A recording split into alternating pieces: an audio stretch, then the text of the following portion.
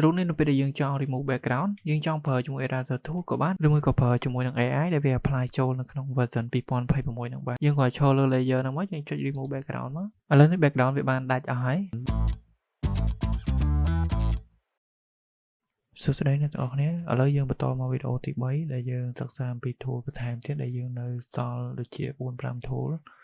ដែលយើងអត់បានបង្ហាញកាលពីវីដេអូទី2ហើយវីដេអូនេះយើងនឹងបង្ហាញពី tool ទាំងអស់ហ្នឹងហើយនឹងអនុវត្តវិចិត្រមួយនៅក្នុងវីដេអូនឹងបញ្ចូលគ្នាអញ្ចឹងយើងអាចបង្ហាញពី tool នឹងពាក់កណ្ដាលវីដេអូហើយយើងនឹងបញ្ចប់ជាមួយនឹងវិចិត្រមួយដែលយើងអាចធ្វើជា poster មួយវីដេអូមុនខ្ញុំបង្ហាញដល់ healing tool ហើយវីដេអូនេះខ្ញុំនឹងបង្ហាញអំពី brush tool brush នេះtool brush នេះវាមាននៅក្នុងនោះវាមាន3វាមាន4ទៀតប៉ុន្តែខ្ញុំនឹងបង្ហាញមួយនៅក្នុងវីដេអូនេះអញ្ចឹង tool brush គឺយើងប្រើដើម្បីផាត់អញ្ចឹងយើងអាចផាត់ពណ៌ឬមួយក៏ផាត់ background នៅក្នុងរូបភាពដែលយើងចង់បាននៅពេលយើងផាត់យើងចុចលើនេះមកនេះវាមានជារង្វង់ហើយអញ្ចឹងយើងចង់ឲ្យវាទូចធំយើងប្រើសញ្ញាគ្នាបើកគ្នាបិទអញ្ចឹងខ្ញុំចង់វាធំខ្ញុំប្រើគ្នាបើកទូចប្រើគ្នាបិទផាត់មានន័យថាយើងអាចផាត់ពណ៌ដែលយើងចង់ផាត់ពីលើឧទាហរណ៍ថាខ្ញុំចង់ផាត់ពណ៌សយើងត្រូវមកកែពណ៌នៅកន្លែងនេះអញ្ចឹងខ្ញុំកែមកពណ៌សខ្ញុំផាត់មកអានេះវាអត់ទៅដិតមូលហេតុដែលវាអត់ទៅដិតនេះដែលកន្លែង opacity នេះយើងអាចតម្លើងវាមក 100% ទៅយើងទាញអញ្ចឹងក៏បានឬមួយក៏យើងវាយលេខចូលក៏បានដែរ 100% ហើយកន្លែងនេះជា default នៅពេលដែលយើងប្រើប្រាស់ដំបូងគឺវាចេញបែបនេះនៅពេលយើងផាត់ទៅវាចេញដិតអញ្ចឹងកាលណាដែលយើងគូទៅយើងចង់គូវាឲ្យត្រង់ឥឡូវខ្ញុំប្រុងវាទូចបន្តិចយើងចង់ទាញវាត្រង់យើងចុច shift មិនថាត្រង់លើឬមួយក៏ត្រង់ក្រោមទេយើងចុច shift ទៅវាត្រង់ហើយអញ្ចឹងខ្ញុំ control Z មកវិញឥឡូវខ្ញុំ copy layer ទុកមួយសិនខ្ញុំចុច control J ដោយសារនេះយើងទុក original មួយទៅហើយយើងធ្វើតែលើបច្ចេកដែលយើងតេស្តអញ្ចឹងបន្ទាប់ពីយើងមើលនៅក្នុងប្រាសនេះដែរប្រាស tool ហ្នឹងវាមានមុខងារច្រើនអញ្ចឹងនៅពេលយើងផាត់យើងគូអាហ្នឹងវាត្រូវហើយមួយទៀតយើងចង់ដូរពណ៌យើងចង់ទៅផាត់ពណ៌ផ្សេងយើងអាចមកដូរពណ៌នេះហើយបាទយើងអាចមកផាត់បានអញ្ចឹងវាចេញពណ៌បៃតងហើយនៅពេលដែលយើងផាត់អានេះវាចេញជាដិតអញ្ចឹងយើងចង់ឲ្យវាដូរយើងមានជាប្រាសជាច្រើនយើងចង់ឲ្យវាដិតស្រាលអញ្ចឹងវាចេញបែបផ្សេងអញ្ចឹងមួយទៀតអញ្ចឹងនៅខាងលើនេះយើងអាចរើសពណ៌បានអញ្ចឹងនៅខាងលើនេះយើងអាចរើសពី style របស់ប្រាសហ្នឹងបានវាមានច្រើននៅនេះទៀតយើងបើកតាម folder ហ្នឹងមកនេះបែបរួញវាមានរួញវាអត់ smooth ដូចអានេះទេអញ្ចឹងយើងអាចអូមកមើលទៀតមកអានេះក៏ជាប្រាសដែរគឺវាខុសគ្នាអញ្ចឹងហើយវាមានច្រើន mode ច្រើន style យើងអាចរើសទៅយើងអាចតេស្តយើងឆ្លាញ់មួយណាយើងប្រើមួយហ្នឹងទៅឥឡូវយើងចប់ពី brush tool ហើយយើងចូលមក pencil tool នេះវាអត់ខុសគ្នានឹង brush tool ទេយើងផាត់ដូចគ្នាហើយតើតើនឹង tool ទាំងអស់នេះគឺយើងអាចតេស្តទៅព្រោះវាអត់ខុសគ្នាទេខ្ញុំនឹងបន្តទៅ tool បន្តទៀតឥឡូវយើងអនុវត្តលើ brush tool នឹងបន្តិចទៅមានន័យថាខ្ញុំមានរូបសមុទ្រនេះហើយប៉ុន្តែខ្ញុំចង់ edit មេឃមានពពកមានភ្នំនៅខាងចុងនេះអញ្ចឹងយើងអាច edit បានខ្ញុំមានរូបនេះមួយដែលវាមានមេឃហើយនឹងពពកហើយតែគាត់ខ្ញុំអត់យកសមុទ្រនេះទេយើងអាចដូរគ្នាអញ្ចឹងដើម្បី edit វាបញ្ចូលគ្នាបានយើងទាញនឹងចូលប៉ុន្តែខ្ញុំនឹងទុកជា sample មួយសម្រាប់មើលអញ្ចឹងខ្ញុំពុះវាទៅខ្ញុំចូល verse នេះយើងយកពី arrange នេះមកយើងពុះវាជា2នេះហើយវាចេញហើយនេះគឺជា layer ដែលយើងត្រូវ edit ជា document ដែលយើងត្រូវកែអញ្ចឹងដំបូងយើងត្រូវអូសយករូបសមុទ្រនេះមកដាក់នៅក្នុង document នេះដាក់ឲ្យយើងអូសវាឲ្យស្មើគ្នាមកអញ្ចឹងយើងអាចបន្ថយមើលបន្តិចទៅថាវាត្រូវគ្នាយើងបន្ថយ opacity នេះកន្លែងនេះអញ្ចឹងនេះគឺជា layer អញ្ចឹងយើងកំណត់ណាយើងយកភ្នំឲ្យស្មើនឹង align នេះស្មើក៏បានឬមួយក៏ចូលគ្នាបន្តិចតួចក៏បានដែរអញ្ចឹងយើងដាក់ចូលគ្នាហើយអញ្ចឹងសូម copy នេះទុកមួយដែរបន្តមកទៀត យើងអាចបើករូបនឹងឲ្យពេញ 100% វិញទៅអញ្ចឹងយើងចាប់ផ្ដើម edit លើរូបនេះ edit លើរូបនេះមានន័យថាយើងលុបអាសមុទ្រនេះចោលយើងទុកតែភ្នំហើយនឹងពពកមេឃខាងលើទេអញ្ចឹងជាដំបូងយើងឈរលើ layer នឹងមួយមកហើយយើងចុចនៅកន្លែងនេះគឺ layer mask យើងចុចលើ layer mask ហើយយើងប្រើជាមួយនឹង brush tool ដែលខ្ញុំបង្ហាញពីដើមមិញbrush tool នេះគឺ brush tool ដែលយើងបង្ហាញមិញអញ្ចឹងយើងត្រូវផាត់លើវាយើងត្រូវមកប្រើលើ tool ស្មោលនេះដើម្បីឲ្យវាចូលគ្នាយើងអាចប្រើដិតបានទេ opacity យើងប្រើតែ 40% ទេព្រោះយើងត្រូវលុបអញ្ចឹងនៅពេលដែលយើងឈរលើកន្លែងនេះដើម្បីយើងលុបបានយើងត្រូវមើលកន្លែងនេះឲ្យវាដូរមកពណ៌ខ្មៅអញ្ចឹងខ្ញុំអាចចាប់ដើមលុបពីដំបូងទៅខ្ញុំលុបយើងអាចផាត់វាម្ដងបន្តិច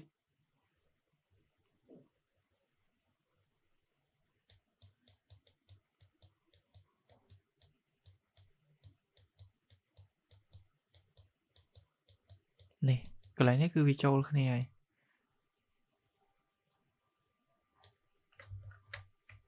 អញ្ចឹងយើងមើលសមុទ្រនេះវានៅខុសពណ៌បន្តិចទៀតអញ្ចឹងយើងអាចផាត់វាបន្តិចទៅយើងទៅឡើងកន្លែងនេះឲ្យឡើងមក50ក៏បានដែរព្រោះ50វាផាត់ទៅស៊ីកាន់តែខ្លាំងអញ្ចឹងយើងស៊ូមមកយើងឃើញមានភ្នំហើយនឹងពពកវាចូលគ្នាហើយអញ្ចឹងបើយើងមើលទៅរូប original វិញគឺវាដាច់គ្នាអញ្ចឹងអានេះនៅពេលដែលយើង edit ហើយគឺវាមានភ្នំមានពពកបើសិនជាកន្លែងនេះយើងមើលទៅវាអត់ត្រូវចូលយើងអាចតម្លាក់រូបពពកនឹងឲ្យចូលក្នុងតិចមកកន្លែងនេះគឺវាស៊ីគ្នាហើយនេះគឺជារូបដែលយើងប្រើ brush tool ទៅ apply អញ្ចឹងបន្ទាប់ពី brush tool ហើយវាចូលមកដល់ tool eraser ហ្នឹងគឺជា tool សម្រាប់delete background ឬមួយក៏លុបនៅផ្ទៃខាងក្រោយអញ្ចឹងឧទាហរណ៍ថាខ្ញុំចង់លុបរូបអីមួយអញ្ចឹងដូចជាខ្ញុំឧទាហរណ៍នៅលើនេះទៅយើងអាចបើកឲ្យវាធំយើងប្រើគ្នាបើកគ្នាបិទនេះនៅពេលយកក្នុងលុបទៅគឺវាបាត់ហើយរូបហ្នឹងហ៎ចឹងលុបទៅវាសល់តែ background ទេហើយនៅក្នុង eraser tool ហ្នឹងវាមាន3ខ្ញុំនឹងឧទាហរណ៍មួយព្រោះនេះយើងអាចនឹងប្រើជាក់ស្ដែងច្រើនចឹងខ្ញុំដូរមក window ខ្ញុំធម្មតាវិញសិនសម្រាប់ background eraser tool នេះវាដូចគ្នាជាមួយនឹងtool ខាងលើដែលខ្ញុំឧទាហរណ៍មិញទេអញ្ចឹងវាអត់មានខុសគ្នាទេយើងគ្រាន់ធ្វើលើវាមកយើងលុបទៅវាបាត់ background ដូចគ្នាទេនេះយើងលុបមកវាបាត់ background ដូចគ្នាអញ្ចឹងវាអត់មានខុសគ្នាទេខ្ញុំនឹងបន្តមកចូល Magic Eraser Tool Magic Eraser Tool នេះគឺវាមានលក្ខណៈខុសពីខាងលើដោយសារតែនៅពេលដែលយើងចុចលុប background មួយវានឹងឆក់យកពណ៌ហើយវានឹងឆក់យកពណ៌ដែលយើងចង់លុបឧទាហរណ៍ថាខ្ញុំឆក់យកពណ៌ background ពណ៌ខៀវខាងក្រោយខ្ញុំចុចទៅគឺវា delete background ទៅ auto ហើយវាឆក់យកពណ៌ហ្នឹងហើយអញ្ចឹងអានេះយើងចុចទៅវាឆក់ទៅទាំងអស់គ្នាដែរអញ្ចឹងបើសិនជាខ្ញុំចង់ដាក់ background នៅក្នុងវីដេអូទី2យើងចុចកន្លែងនេះមកយើងយកពាក្យ solid color យើងចង់ដាក់ background ពណ៌ខៀវអញ្ចឹងយើងយកពណ៌ខៀវមកឬមួយក៏ដិតបន្តិចអូខេយើងទាញ layer នៅមកខាងក្រោមរូបមនុស្សមកយើងបានរូបមនុស្សដែលមាន background មួយហើយអញ្ចឹងបើសិនជាយើងចង់ឲ្យវាបាត់នៅកន្លែងស្នាមតិចនេះយើងអាច apply ជាមួយនឹង brush ចូលបានយើងចុចលើ layer នេះមកយើងចុចលើ layer mask នៅពេលដែលយើងចុចលើ layer mask អាកន្លែងនេះគឺវាដូរមកពណ៌ខ្មៅ auto ហើយយើងឈរលើ brush យើងអាច zoom រូបនឹងឲ្យធំទៅយើងផាត់តិចមកយើងផាត់ទៅគឺវាបាត់ហើយកន្លែងនេះខ្ញុំសូមបញ្ជាក់ដែរនៅពេលដែលយើងចង់កាត់ background ដែលមានសក់គឺយើងប្រើនៅ tool ផ្សេងទៀតដើម្បីឲ្យកាត់ទៅស្អាតណាអញ្ចឹង tool បន្ទាប់ទៀតខ្ញុំនឹងបង្ហាញនៅក្នុងវីដេអូបន្ទាប់ទៀតដោយសារតែអានេះខ្ញុំនឹងបង្ហាញពី eraser tool ឲ្យវាច្បាស់បន្តិចសិនអញ្ចឹងខ្ញុំ back មកក្រោយវិញខ្ញុំសូមចុច Ctrl Z មករូបដើមវិញ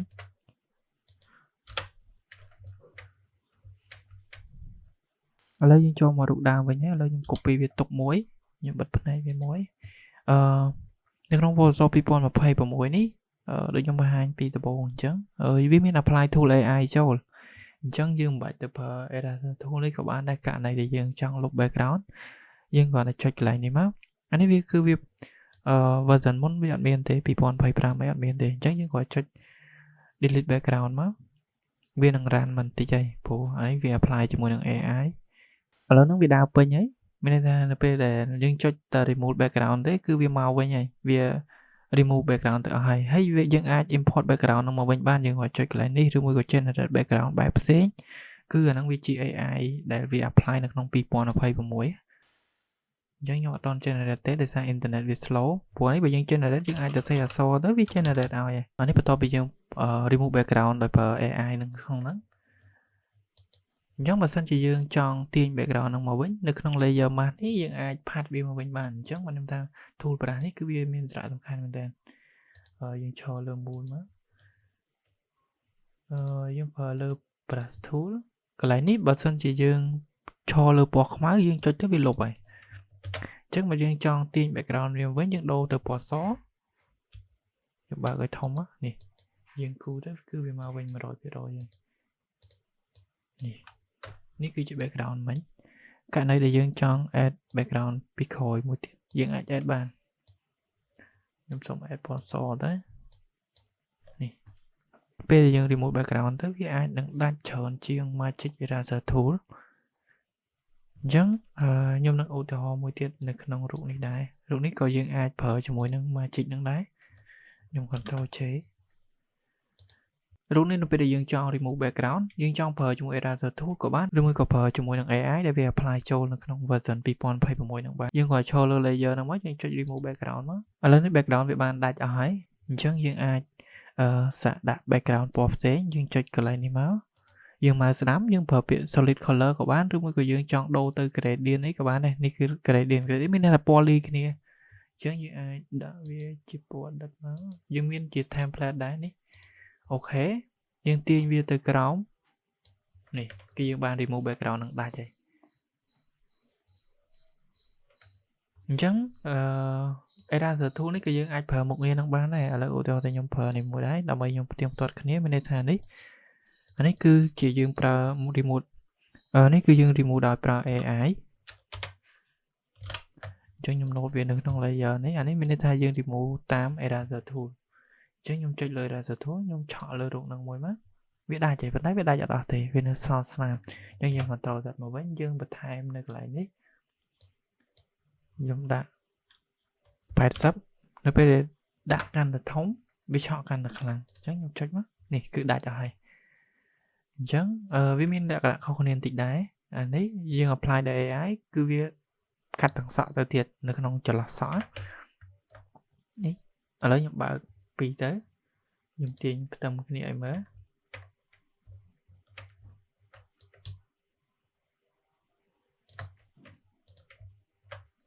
នេះគឺជារូប remove background ដោយ AI ហើយនេះគឺ remove background ដែលយើងប្រើ Eraser Tool អញ្ចឹងវាខុសគ្នាអញ្ចឹងវាអត់សូវស៊ីខ្លាំងដូចជា AI វាចាប់អញ្ចឹងខ្ញុំបិទភ្នែកមកវិញ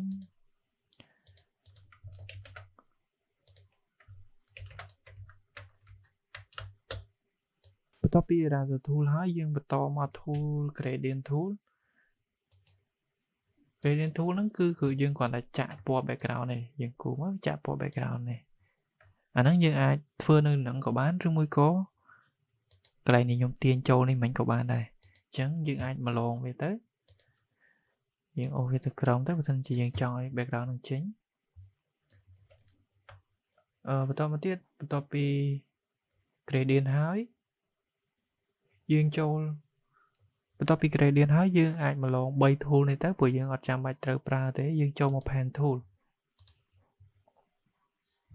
នៅក្នុង pen tool ហ្នឹងវាមាន option ជាច្រើនវាមានដល់ទៅ6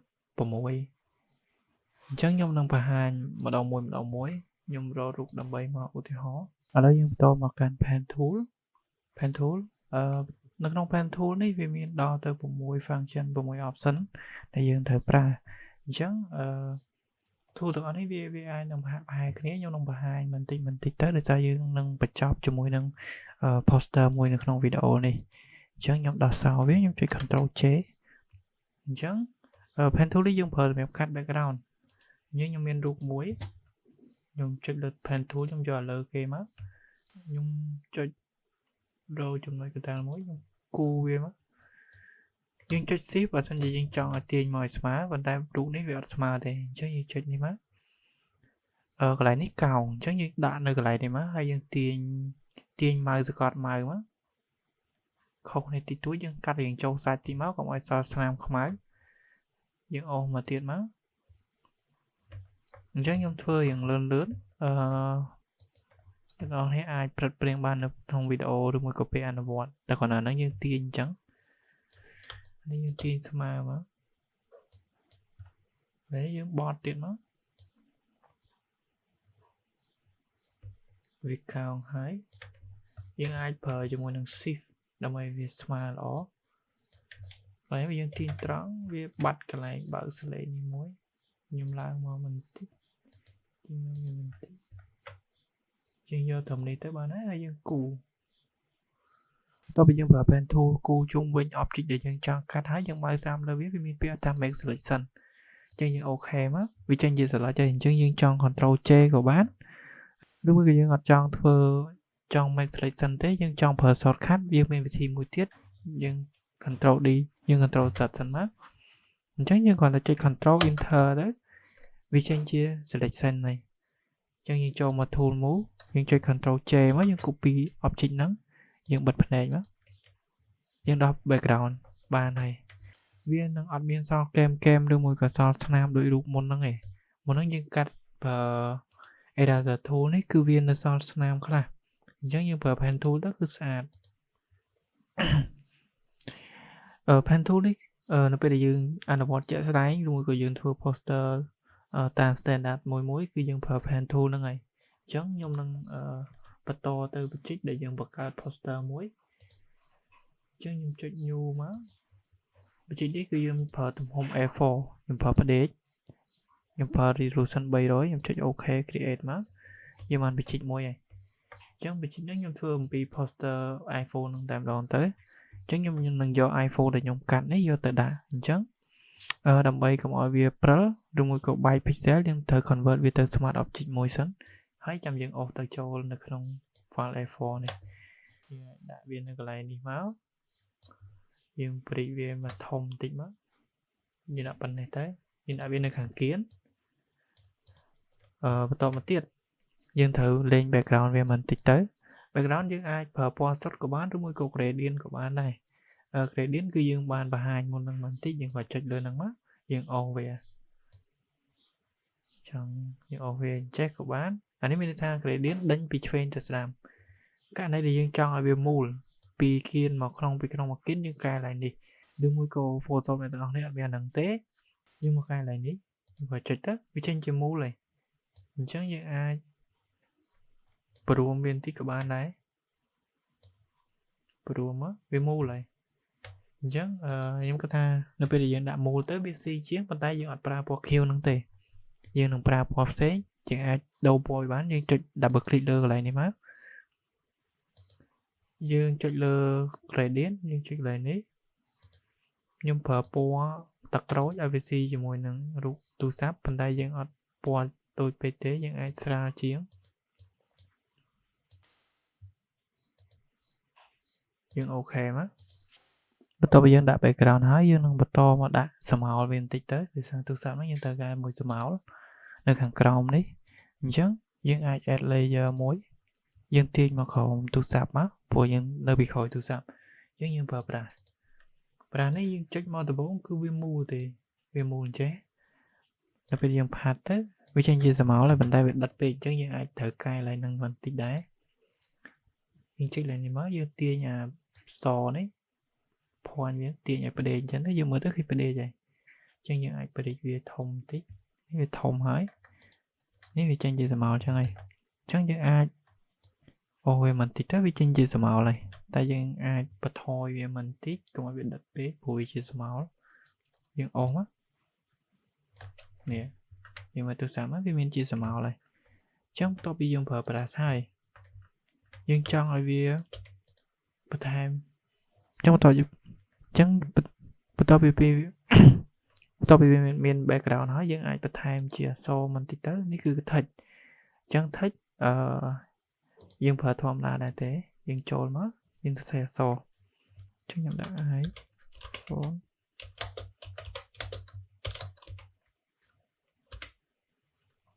pro max tôi bây giờ tôi sẽ hết những ai bật hàm tầm hôm tôi thông được lại ní cậu bán nơi kia ní cậu bán nơi khăn lỡ cậu bán này tại nơi khăn lỡ tôi dùng cho lơ thu nơi lơ thu thấy đắng những ai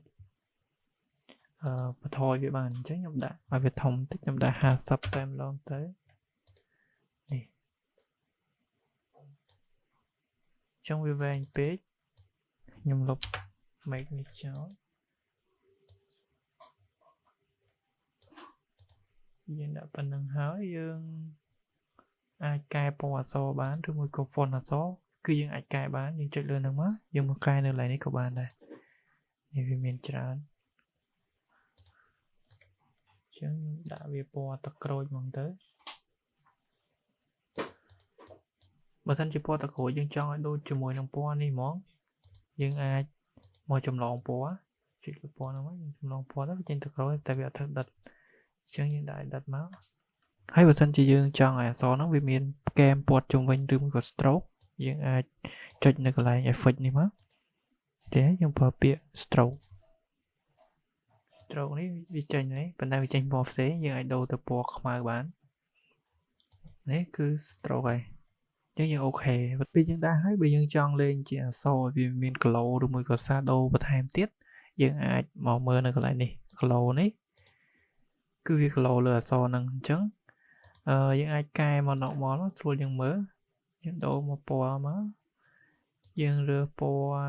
không ai tới nè vì mình chỉ có lộ nơi khăn lòng năng tiệt chẳng những ọt ra option năng tế nhưng còn là xe so sa anh tới bàn ấy tại vì drop xa đấu này nhưng chọn mà thấy những ai bị tham bàn chẳng những cho là drop xa đấu những đồ mà bò không ai đưa một cái bò tắc rồi được nhé nhớ lại ní nhưng là sai và năng trời hỏi nhưng đại về đất nhưng mà thôi lại ní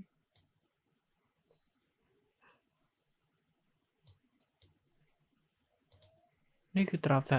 โดมีในทางวิจัยkiến á và tập một tiết cái dương aiจะ share so với time video năng bán dương sẽ bị detect vào iPhone năng quá mình thấy nhung miền là so ra bài chẳng nhưng còn tập hàm á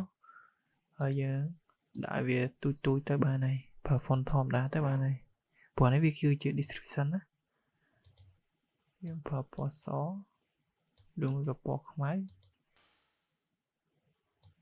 chẳng nhóm đã tái tập buồn thế nhưng cho cái toàn về mất để ra những copy mà mấy vì hồng về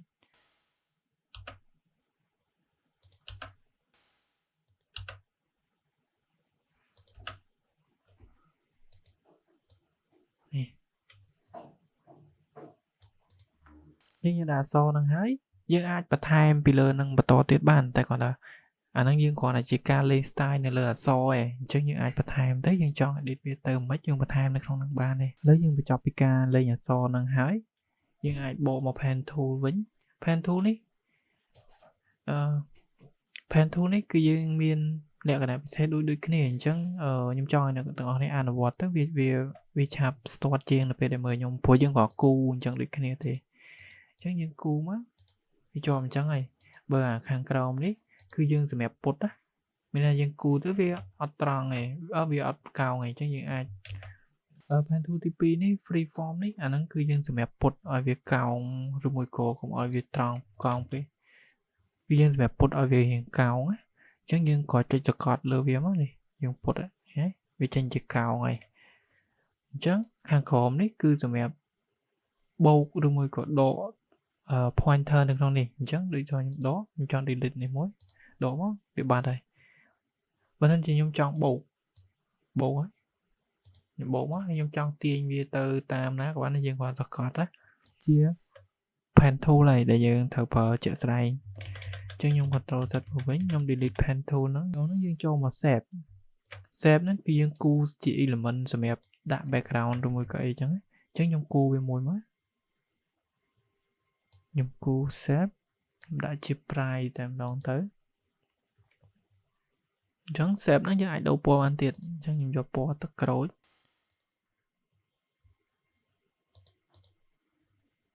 ហើយខ្ញុំទៅសេអក្សរពីតម្លៃមួយខ្ញុំដាក់$1550.10ទៅអញ្ចឹងខ្ញុំចង់ដូរអក្សរពណ៌អក្សរហ្នឹងយើងដូរកន្លែងនេះមកយើងអូវាមកយើងចង់ទាញបរិយាវាអញ្ចឹងក៏បានឬមួយក៏យើងកំណត់ជាទំហំអក្សរនៅខាងគៀននេះក៏បានដែរអញ្ចឹងខ្ញុំថិចទៅដាក់ពីលើ save ហ្នឹង